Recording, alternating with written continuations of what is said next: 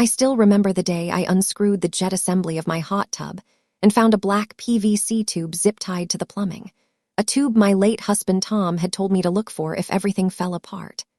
Inside was a notarized partnership agreement, proving I owned 40% of a luxury sauna rental fleet worth over $500,000, and that same document would eventually put my stepson Derek right where he belonged, on his knees, scrubbing cedar interiors in a towel embroidered, sweating the details, while every rental contract printed his fraud case number across the top. My name is Elaine. I am 56 years old, and I spent 3 decades as a locksmith and safe technician, the kind who could open a combination vault by feel and impression, a key from a photograph. I met my husband Tom when his small construction firm needed a custom gun safe installation at a job site, and he told me later he hired me because my hands never shook and I asked for nothing but the truth. For 20 years, I managed our household finances, our rental properties, and our quiet life in a mid-century ranch house with a workshop out back where Tom, a structural engineer by trade, built furniture and tinkered with small engines. He had a careful, deliberate mind, the kind that left notes inside electrical panels and backup copies in waterproof containers buried in the garden. I loved that about him. Our stepson Derek, Tom's son from his first marriage, was the golden child who never quite grew up. He always had a new venture, a food truck that lasted 4 months, a CBD lotion line that never launched, a boutique gym that folded. Each time, Tom wrote a check with a patient sigh, calling it a building permit for family peace. I kept my mouth shut because it was not my place, but I kept my own records. I had a green ledger book in the bottom of my tool chest where every dollar that went to Derek was logged, and by the time Tom died, that ledger showed $193,000 in bailouts, none of which had ever been repaid. Tom died on a Wednesday morning, a sudden cardiac event that took him while he was out in the workshop sanding a cedar bench. I found him slumped over the workbench, still warm, still gripping a piece of 120 grit sandpaper. The paramedics came, the coroner came, and the next 48 hours were a blur of phone calls and funeral arrangements. I moved through it all in an underwater fog, the kind of bereavement where you forget to eat and time bends sideways. By Friday after the funeral, the vultures were circling. Derek arrived with his wife Brittany in a leased Mercedes SUV, a glossy white GLS with temporary plates and a scent of new leather. Brittany stepped out in cream linen trousers and a perfume that smelled like a department store buyout, something aggressively floral with a chemical undertone. They did not even pretend to grieve. Derek patted my shoulder twice, a quick double tap like he was consoling a malfunctioning appliance, and said, "We're here to help manage everything, Elaine. You shouldn't be alone right now." His first question was not about the funeral, was not about how I was holding up. It was, where does Tom keep the key to the filing cabinet in the garage workshop? Brittany fluttered around the living room, picking up framed photos, turning over vases, and cooing, "We need to get you situated, sweetheart," while her eyes did an inventory that would have impressed a liquidator. Mid-century credenza, Steuben glass owl, Carlton Hobbs writing desk. I noticed because I was trained to notice details, to read rooms the way I read lock mechanisms. The day after the funeral, I walked out to Tom's workshop. It was a detached 2-car garage he had converted, with skylights, a dust collection system, and pegboard walls holding tools in perfect order. I found Derek with a black contractor bag, sweeping things off the workbench into the trash with no regard for what they were. He held up a small cedar box with a brass latch, maybe 6 inches square, stained a deep mahogany and smelling of old sawdust and the faintest whisper of Tom's pipe tobacco. He said, "This junk Tom was always messing with. It's just scrap wood." He tossed it into the bag. Something about that box made my chest tighten, because Tom had kept it on the shelf above his drafting table, just behind his collection of machinist squares, and in 20 years I had never once seen him open it. I had asked him about it once, early in our marriage, and he had smiled and said, "That's my little insurance policy, honey. You'll know when you need it." I filed it away as one of his eccentricities, but now it was screaming at me. I waited until Derek and Brittany drove off to meet with an estate attorney he had chosen, a man named Garrison with an office in a strip mall, and a website that looked like it was built in 2003. I dug the box out of the trash. The brass latch was tarnished and stiff, the kind of old hardware that seizes up over time, and I worked a bent paperclip into the mechanism with a small rake pick I kept on my keyring, manipulating the lever with the muscle memory of 3 decades. The latch popped open. Inside, nested in a bed of cedar shavings that had probably been there since the box was made, was a single folded piece of ruled paper, torn from a yellow legal pad.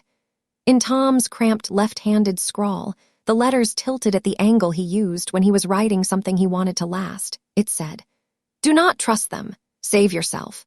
The real answers are where the fish swim warm." I read it 3 times, the fog in my head clearing just enough to recognize that Derek and Brittany were not here to manage anything.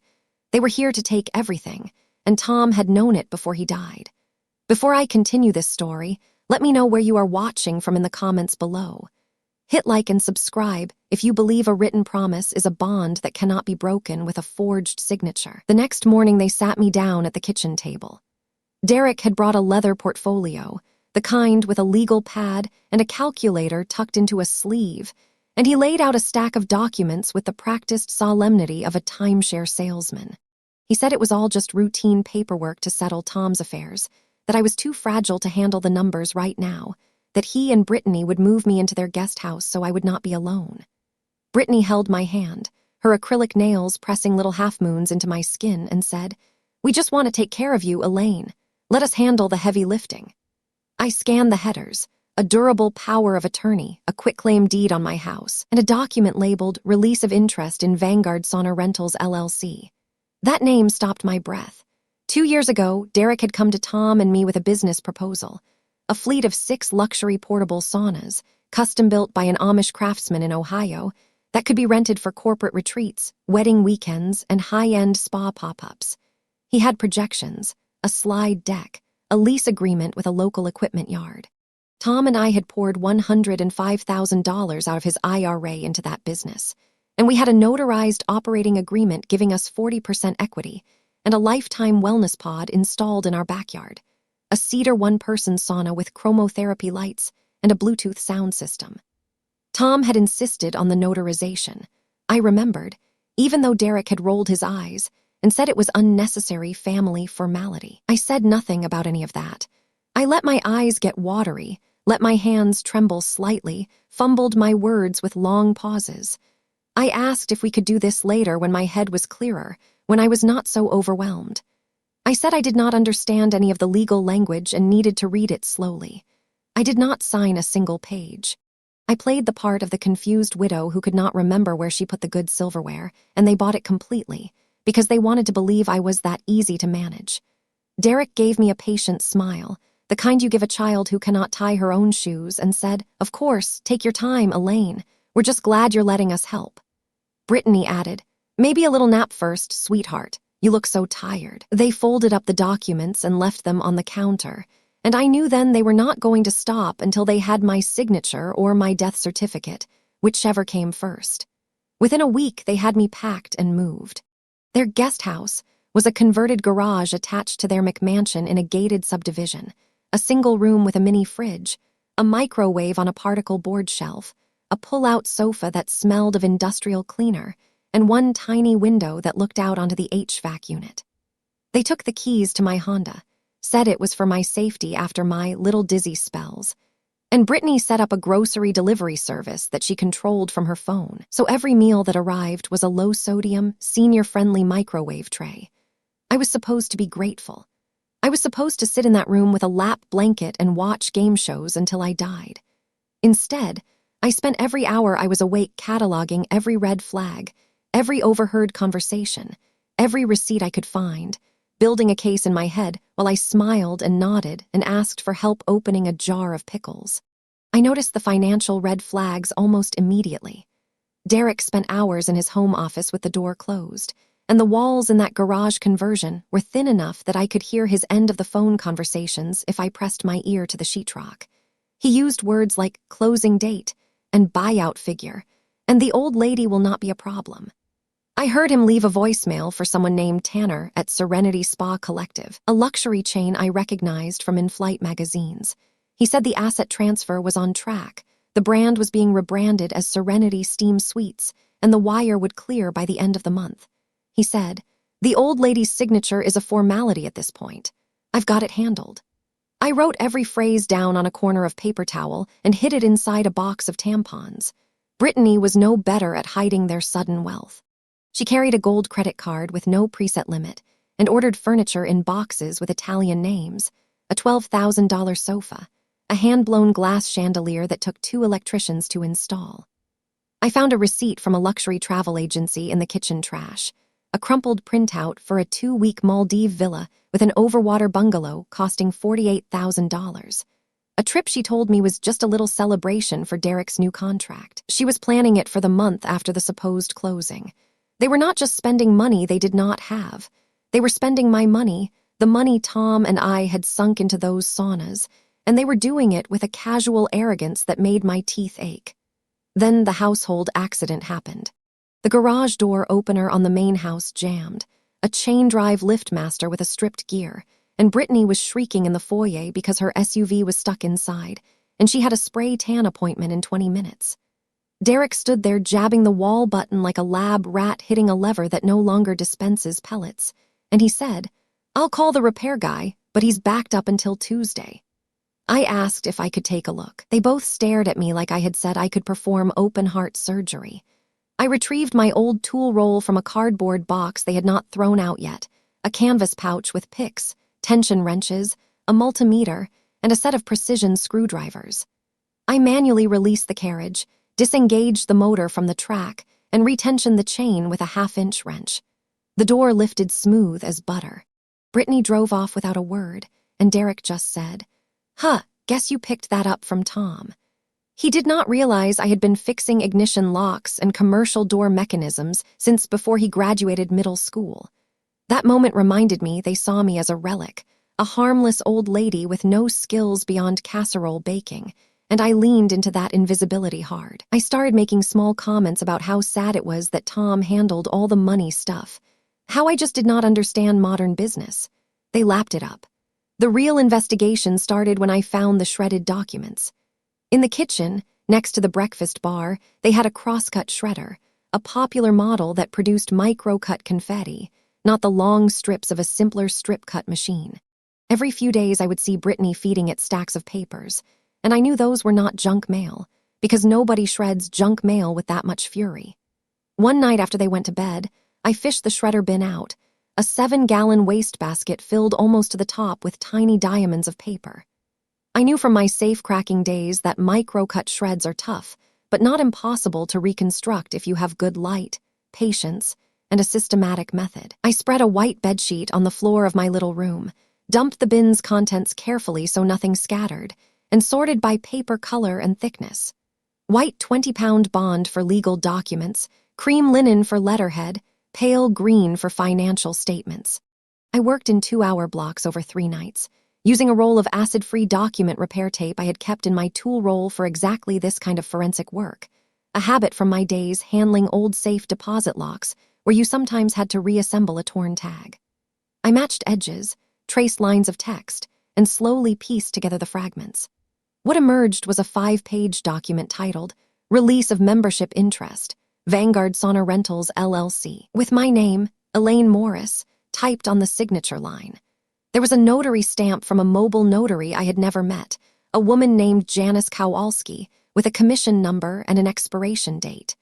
Most importantly, the document had what appeared to be my signature at the bottom, but the stroke pattern was all wrong. I had signed enough 1,000-page notary logs in my career to recognize a fake. The loop on the capital L was too round, the angle too consistent, and the pen pressure was uniform in a way that only a tracing or a skilled forgery produces. A genuine signature shows micro-variations because your hand is a biological machine, not a printer. Derek had forged my name and had it notarized, probably with the help of a complicit notary or a stolen stamp. I taped the reconstructed pages onto a sheet of cardboard and photographed every section with a burner phone I had bought with cash at a gas station. That same week, I found the filing cabinet. In Derek's home office, when he and Brittany were out at a dinner with some investors, I used the lockpicking skills I had been hiding. The door to his office had a basic residential doorknob lock, a quickset, and I had it open in under 30 seconds with a tension wrench and a standard hook pick. Inside, I found a steel filing cabinet with a tubular cam lock, slightly more secure but still a joke to anyone with my training. I used a tubular lock impressioning tool, a set of picks I had kept inside the lining of my winter coat, and had it open within 2 minutes. The bottom drawer held a folder labeled VG Buyout, with a bank statement for a Britannia private bank account in the British Virgin Islands, showing a balance of $212,000 and deposits from something called Elanora Holdings, a shell company I would later learn Derek had set up to siphon funds from the sauna business. There was also a USB drive, which I pocketed.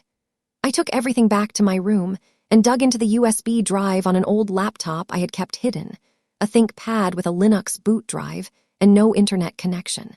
The drive contained emails between Derek and an offshore incorporation service, a spreadsheet tracking payments siphoned from Vanguard's accounts into his personal credit card debts, and crucially, a scanned copy of the same forged release I had reconstructed from the shredder. In one email, Derek bragged to Brittany that he had found an old broad who could notarize anything for $1,000 cash. I now had enough to prove fraud, but I did not know how to stop the sale that was barreling toward the closing date, now less than 2 weeks away. That night I sat in the dark again, Tom's note burning in my memory. "Where the fish swim warm." I had been puzzling over that line for days. Our old house had a cedar hot spring spa on the back deck, and Tom had installed it himself a decade ago, running the electrical conduit through conduit he had bent by hand, and the plumbing with Schedule 40 PVC he had sweated into the existing lines. He had carved a small mosaic of koi fish into the tile surround, a design I had always loved, with one koi eye made of a distinct blue glass bead that caught the sunlight. I realized with a jolt that he was pointing me to that exact spot. The fish swim warm. The hot tub. I needed to get back to that house alone. Derek had announced a final pre-closing meeting at the Serenity Spa corporate office in a business park on the other side of town, and Brittany had some influencer luncheon, a wellness brand ambassador brunch where she would pretend to be an entrepreneur. I told them I was feeling dizzy again, that I just needed to rest, and I would be fine on the couch with a cold washcloth. The moment their cars pulled out of the driveway, I called a rideshare using a prepaid Visa card I had hidden inside a tampon box, and I gave the driver the address of my house. The house was still standing, locked up with the same quickset deadbolts I had installed myself 15 years ago. I had kept a hidden set of keys on a small carabiner inside the lining of my bra.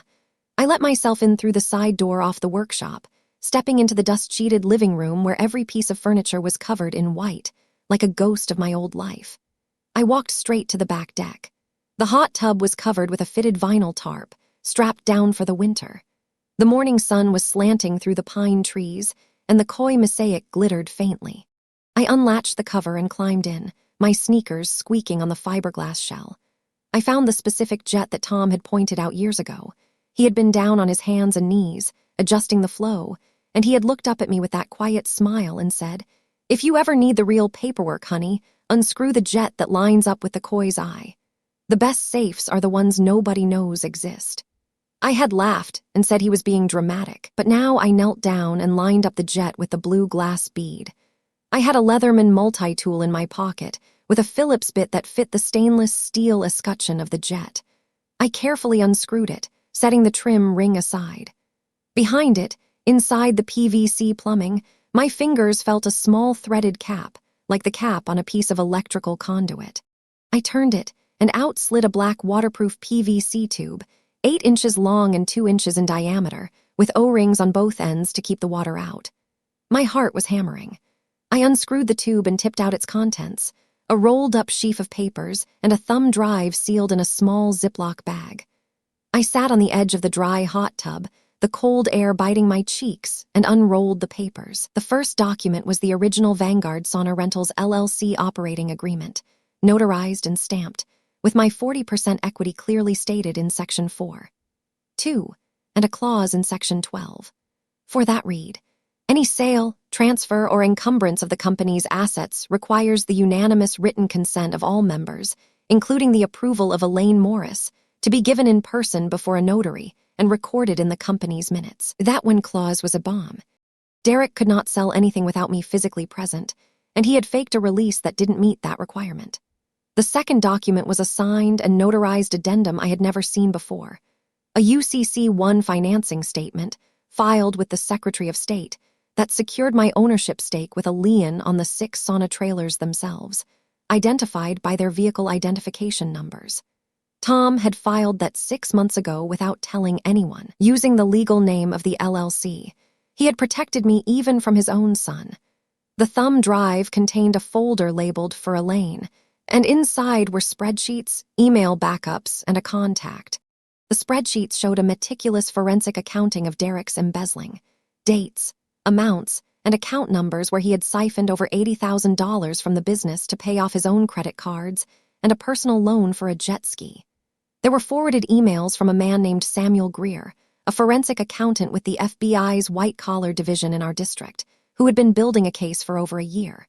The note from Tom read, "Sam knows everything. Call him. I wanted to give Derek one last chance, but I saw the closing date on his calendar and knew he was moving ahead. If you're reading this, I didn't make it. I love you. The system is ready. You just have to wake it up." Back in the garage apartment that afternoon, I plugged the thumb drive into my offline laptop and read every file. Tom had suspected Derek for over a year, after catching a discrepancy in a quarterly tax filing. He had hired Greer as a consultant, and together they had built a dead man's switch into the LLC's registered agent agreement. The registered agent, a private company in Delaware, was required to freeze any ownership transfer if both Tom and I were dead or incapacitated. But because Derek had lied and claimed I was incapacitated with dementia, the freeze had not triggered. The document stated that if I could present myself in person to the registered agent with the original operating agreement and a notarized affidavit of competence, the freeze would activate and any pending sale would be voided. The UCC lien was an extra layer, a public filing that would scare off any buyer who did a title search. I called the number for Samuel Greer. It took 3 transfers and a verification code I had to read from a separate file on the thumb drive, but eventually I heard a man's voice, calm and professional. I explained who I was, that Tom had died, that Derek had forged my signature and was selling the company. He was silent for a moment, then said, "Mrs. Morris, I've been waiting to hear from you. Your husband was a careful man. We have enough to bring charges, but I need one more piece. Evidence that Derek coerced you or attempted to present a fraudulent document in a federally insured bank. Do you think you can help us get that?" I said yes. He told me the closing was scheduled for 3 days from that call, at a Chase branch downtown, where the spa chain's lawyer required a wire transfer verification in real time. He said he would have agents stationed outside and one inside, and he gave me a small recording device disguised as a hearing aid, a Starkey model with an integrated microphone and Bluetooth transmitter. I needed to test their last shred of humanity before I burned their world down. I needed to know if any flicker of family loyalty existed behind Derek's polished smile. So I staged a medical episode.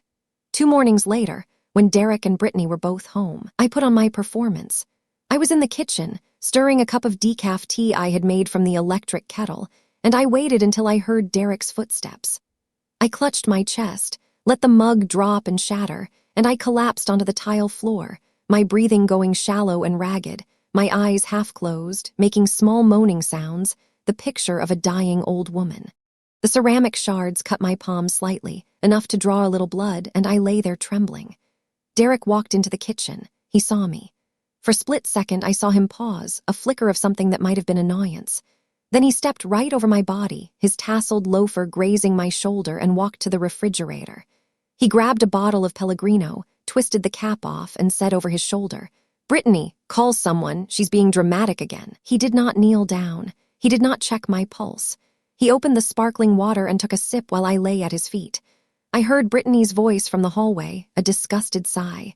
"Ugh, seriously? I'm on a Zoom call." That was the moment.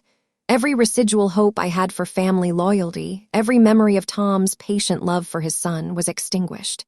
I lay there for another 3 minutes, waiting until their footsteps faded. Then I got myself up off the floor, brushed the ceramic dust off my pants, wrapped my palm in a paper towel, and drove my resolve into a diamond. I had the recording going the entire time, and it captured every word. The closing was scheduled for 10 o'clock on a Thursday at the Chase Bank branch with the business banking office. Derek told me I needed to come because the bank required my presence as a witness to verify my identity for some routine signature. He drove me there himself in the Mercedes, Brittany in the backseat, both of them in pressed business attire. Derek in a navy suit, Brittany in a white sheath dress and pearls. I wore a simple blouse and slacks, my purse containing the original operating agreement, the UCC filing statement freshly stamped that morning from the Secretary of State's office, a notarized affidavit of competence I had obtained the day before, and the recording device inside my ear. The device looked like a standard hearing aid, beige and discreet, but it was transmitting everything to Agent Greer's team in a van parked 2 blocks away. We walked into the bank's wood-paneled conference room. There was a long table with bottled water and a leather-bound notary journal. A lawyer named Mr. Kessler from Serenity Spa Collective sat at the head, flanked by a paralegal with a laptop and a notary public. A Chase business banking officer stood near the credenza. Derek slid a stack of papers toward me and said, "Just sign the confirmation at the flagged pages, Elaine, and we'll get you home for a nice nap. This is the last step." The document was a transfer of assets agreement, 10 pages long, with my name typed on a signature line as trustee of the Elaine Morris Inter Vivos Trust, which was a fake trust he had set up without my knowledge, the forgery now complete. I looked at him, smiled the gentle smile I had practiced for weeks, and said, "I'm not signing that, Derek. I'm voiding the sale." He laughed like I had told a charming joke, but the room went cold. I pulled out the notarized partnership agreement, the paper still slightly wavy from its years inside the hot tub tube, and laid it on the table. "This is the original Vanguard Sauna Rentals LLC operating agreement, signed and notarized. Section 12. 4 requires my notarized consent in person for any sale of assets. I never consented. The release you filed is a glaring forgery, and I can prove it." I pulled out a magnifying loupe from my purse, the kind I used to examine keyways, and I held it over the forged document. "See the pen pressure here? Uniform. A real signature shows acceleration and deceleration. Your forgery is a tracing, probably done on a light box. The notary stamp matches a Janice Kowalski, commission number from 2022, but I have an affidavit from the Secretary of State's office confirming that Ms. Kowalski's commission expired 6 months before this date. She couldn't have notarized it legally." "Mr." Kessler's face drained of color. He started flipping pages, and the bank officer stepped forward. Derek lunged for the paper, but I already had my hand on the hearing aid, pressing the small button on the side that sent a signal. Within seconds, the conference room door opened and 2 men entered, Samuel Greer in a dark suit and a bank security officer. Greer identified himself, holding up an FBI credential, and said, "Mr. Morris, you are under investigation for wire fraud, forgery, and identity theft. We have a warrant for these business records and a seizure order for all Vanguard Sauna Rentals assets, including the trailers and the company bank accounts." He handed Derek a sheaf of papers, and another agent entered to follow Kessler. Derek screamed that I was a crazy old woman, that the documents were fake, that I was senile, and had signed everything willingly. The notary public at the table, a woman with 30 years of experience, examined my operating agreement and quietly confirmed the stamp matched her records, and the date was genuine. The bank officer pulled up the UCC database on his tablet and confirmed my lien was active. The sale was dead. The accounts were frozen. Derek was handcuffed on the spot, his face a mask of fury and disbelief. Brittany started filming on her phone, and an agent told her to stop, or she would be charged with obstruction. I walked out of that bank with my head high, every step feeling like the closure of a lock's final tumbler falling into place. I could still hear Derek's voice, raw and desperate, echoing behind me as the elevator doors closed. The fallout was swift and methodical. The FBI forensic accounting team, with Agent Greer's guidance, pieced together a 7-year pattern of fraud. Derek had been siphoning funds from Vanguard since the first year, routing them through shell companies in the BVI, and Brittany had been laundering the money through her designer resale business on Poshmark and The Real, claiming the items were gifts from wealthy clients. The total embezzlement exceeded $400,000, far more than the original sale price. Derek took a plea deal. 18 months in federal prison on the fraud counts, followed by 7 years of supervised release and full restitution. His house was seized under asset forfeiture, his luxury cars auctioned, and Brittany divorced him before the ink on the plea was dry, issuing a press statement about how she had been deceived. I felt no pity. The restitution order included the return of the Sauna fleet and all remaining business assets to me as the sole surviving owner. I renamed the company Steam of Betrayal Saunas, LLC. I registered a new trademark with a logo that included a stylized steam swirl and the tagline, "Sweat out the lies." I worked with the Amish craftsmen in Ohio to refurbish all 6 trailers, upgraded the interiors with Himalayan salt panels and chromotherapy lights, and I hired a team of real professionals, including a retired HVAC technician and a former event logistics coordinator. We started landing corporate retreat contracts again, this time with a story attached that made every HR director want to book us. I purchased the remaining 60% of the company from the court-appointed receiver at a fraction of its market value, because no investor wanted to touch a brand tangled in litigation. Within a year, Steam of Betrayal Saunas was profitable enough that I was able to move back into my own house, which I reclaimed after filing a quiet title action that proved the quitclaim deed was a fraud. The wellness pod Tom promised me, a gorgeous cedar single-person sauna with a stargazing skylight, was installed in the exact spot where the old hot tub had been, with a new tile mosaic of a single koi, the blue glass eye now gleaming. I sit in it every evening with a cup of chamomile tea and think of Tom's quiet genius. And Derek, once he was released from prison, he discovered that the wellness industry is a small, unforgiving world. No sauna manufacturer, no spa chain, no equipment rental company would touch him. His name was flagged in every professional database. I offered him a job. Legally, I had no obligation, but I wanted the world to see what happens to a man who cheats his family.